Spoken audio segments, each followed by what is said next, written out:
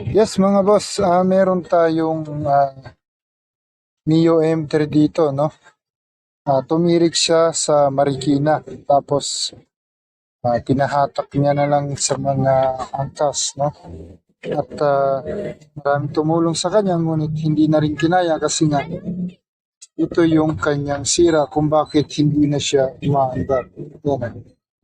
Kung nakikita nyo, hindi na maganda yung kanyang lapat.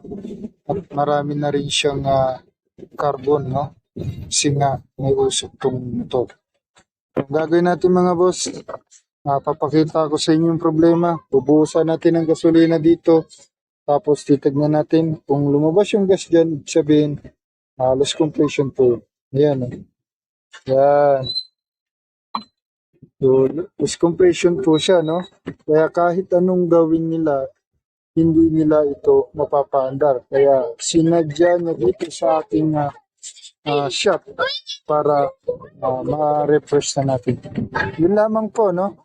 Ah, ito kasi madaling malaman kung loss compression kasi nga meron itong kickstart. Pag tinadyakan mo yung kanyang kickstart, masyadong malambot. Parang ano siya, no? Tinatadyakan niya parang hangin na lang. So, yun po yung naging sanhi, no? Yun po yung naging dahilan. Loss compression po yung kanya barbula. Yun lamang po. Maraming salamat. Maraming salamat sa inyong panonood. No? Good luck po.